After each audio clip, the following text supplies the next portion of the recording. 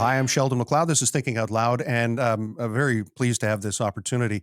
19 Juno nominations, 8 awards over the years, 17 top 10 singles, Canada's Walk of Fame in 2006, Order of Canada in 2017, 2 Canadian Screen Awards. Never mind the podcast, because that's a huge deal as well. And 30 years since the release of Time for Mercy. And she's going to be in Halifax for an event coming up September 29th. That's a Friday night at the Halifax Convention Centre. Jann Arden, Canada's sweetheart. Well, Jann Arden. that was a very nice introduction. Thank you. Oh, there so many accomplishments. We'll start with this very simple question. What are you most proud of? Probably my friends that I've been hanging out with for, I know that sounds really kind of tongue in cheek, but it really is. The people in my life, I've known some of my friends I've had since I was 5, 6 years old. So I think those kinds of relationships are a huge lifelong accomplishment. But I mean, the first thing that comes to mind is being inducted into the Canadian Music Hall of Fame. And I think because it's not really based on anything but kind of like outlasting. It's like Survivor.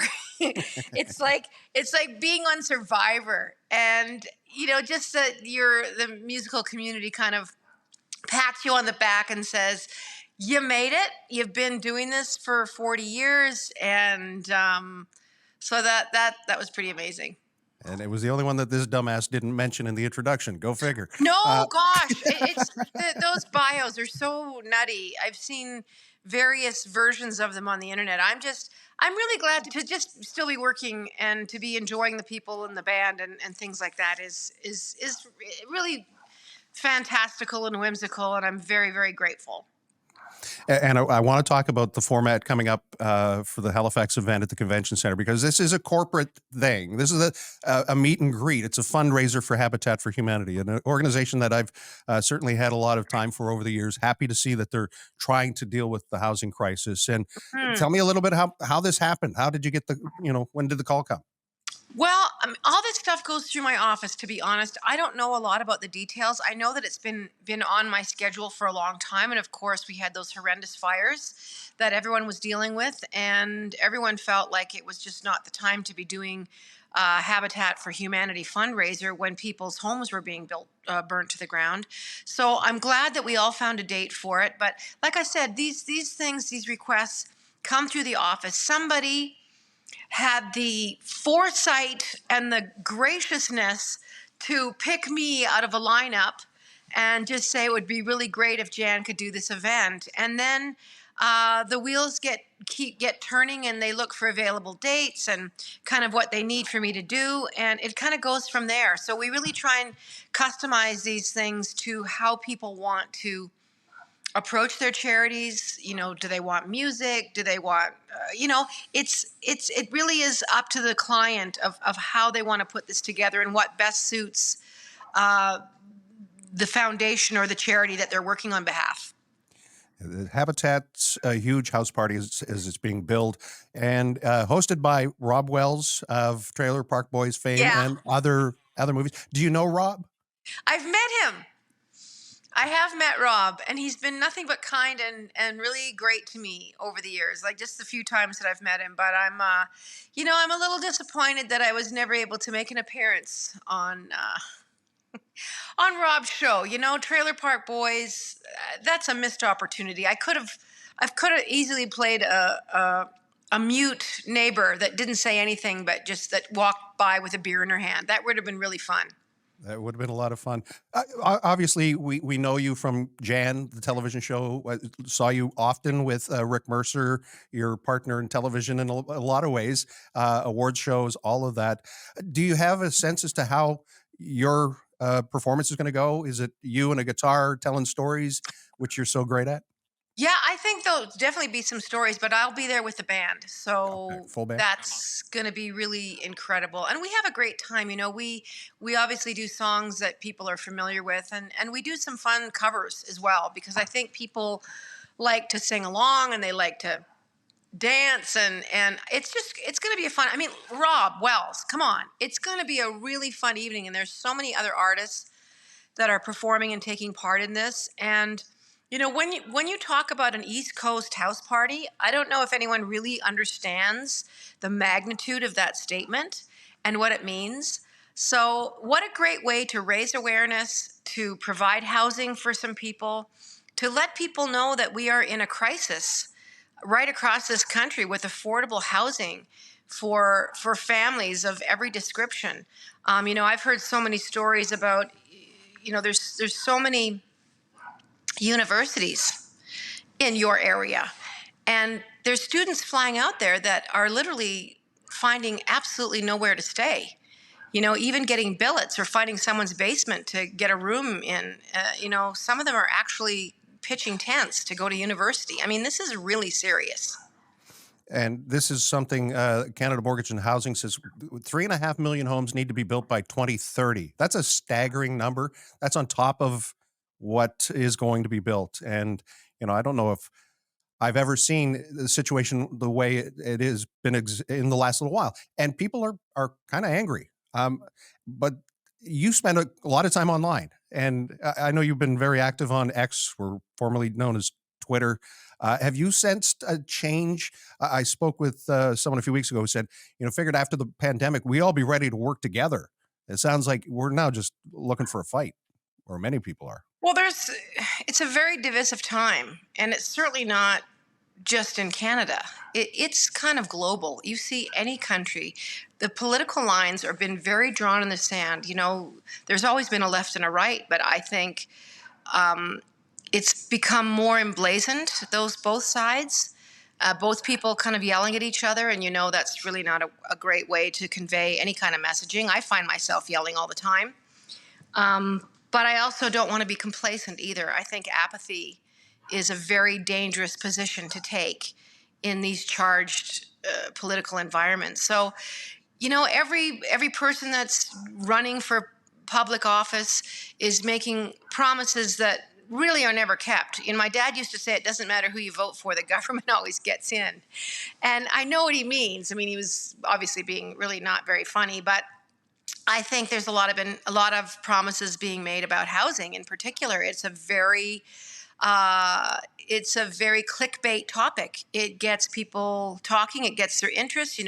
We're going to do this. We're going to build those. We're going to have this. We're going to make sure these communities are, and nothing seems to be moving the dial. I think it really is. It's going to take people working together.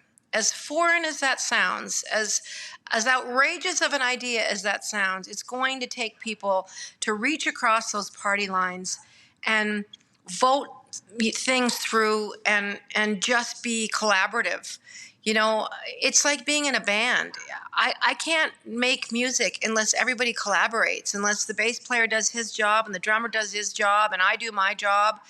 And that's how collaboration works. We work together to create something. So that's really what needs to start happening in politics.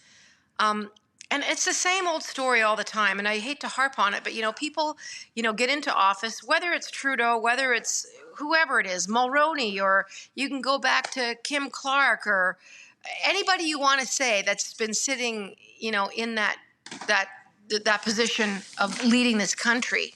After a couple of years, the rose-colored glasses that people were wearing come off, and it's the same language that's being used and the same vitriol thrown at people trying to lead. So I don't even think it's about party anymore. I think it's just about people being completely unrealistic about what has to happen in order for change to happen.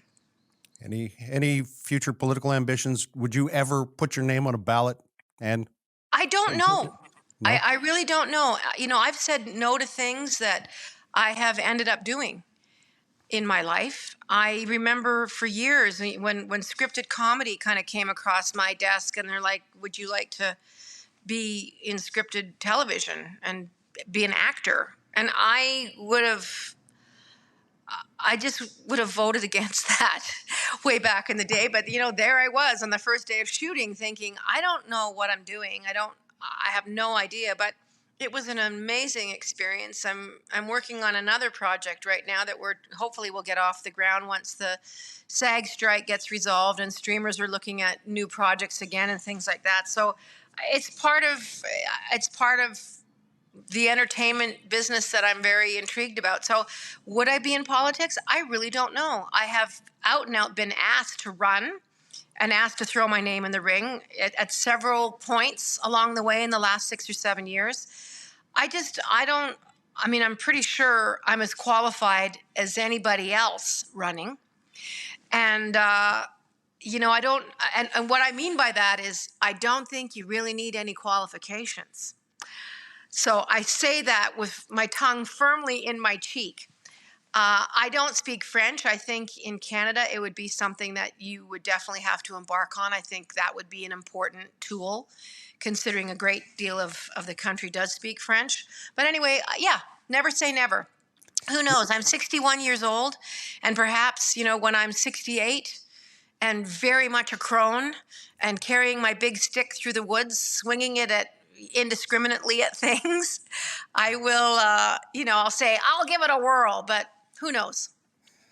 I heard someone once say that as men get older, they become more small c conservative, and women get angrier and maybe a little more determined. Well, I don't know if angry is the right word. That might be deemed as a little bit misogynistic. I think women become more confident. I think they become more sure-footed. I think they become less afraid of the blowback from predominantly a very male run part of the world in politics. You don't often see women, and when there is women in politics, they are described as that. They're not great leaders. They're just angry and bitchy, and they're not. But men are powerful and decisive. So you can understand that language does play a big part in that.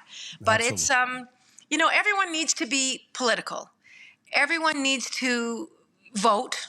For one thing, there's just so much noise going on right now and so much fighting, and getting back to housing, getting back to people needing to move into a house. Something as simple as having a roof over your head would never even been on this table 30 years ago. It was a given that you grew up, you moved out of your parents' house, you got a good job, and you bought yourself a house. And you paid your mortgage. And now that dream is not a reality for most people.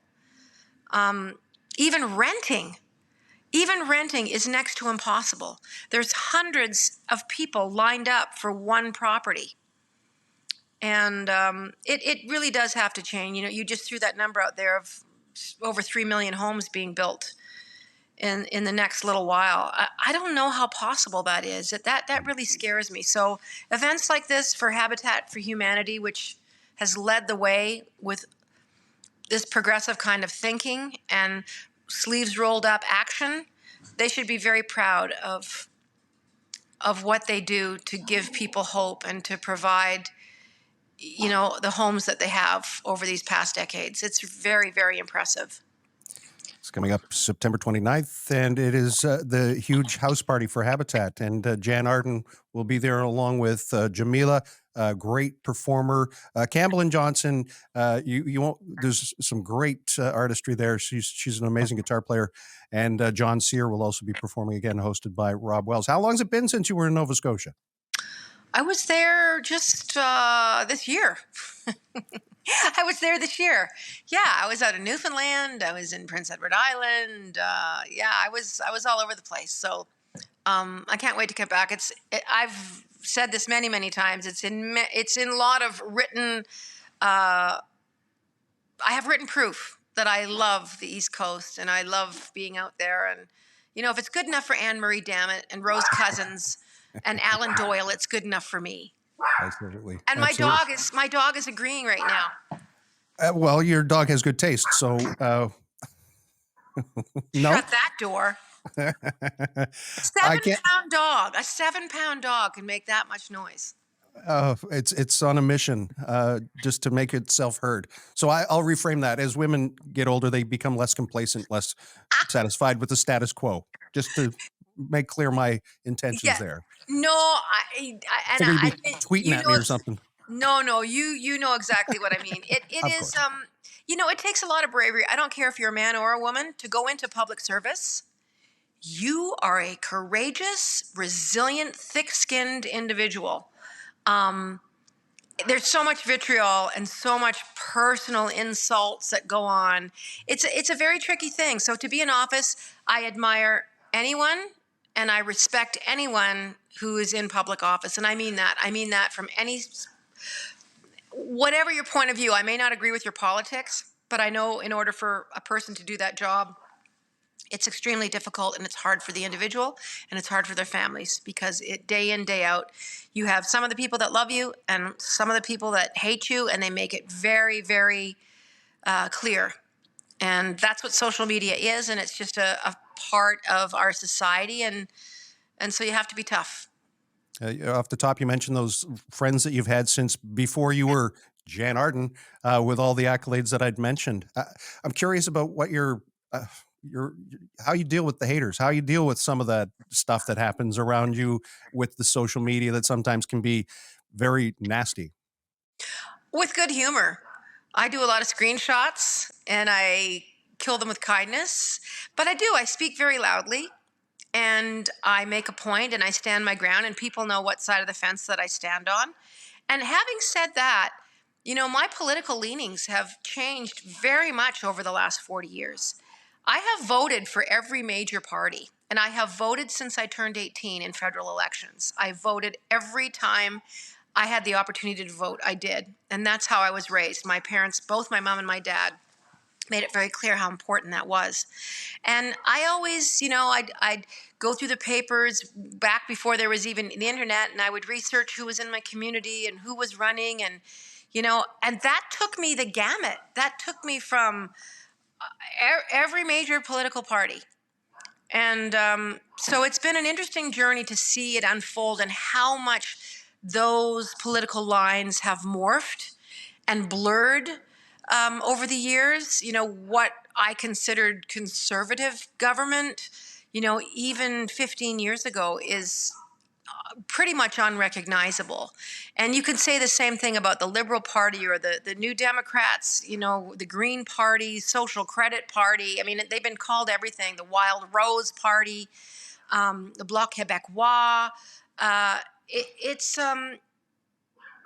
It's time to really step back and know the ethics of the people that you're voting for, and know what they stand for, and human rights, and those things are also important. Equality, women's rights, trans rights are the word du jour.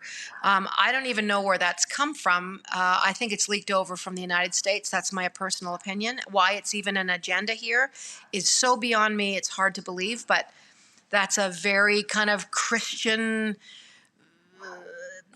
it's a very complicated issue, but I hate seeing that kind of politics here where, minorities and marginalized people are singled out, and and really they're starting to be told, you're not going to have this, you're not going to be able to have this, you're not going to be able to access that, you can't read that book, that you can't do this with your body, you can't.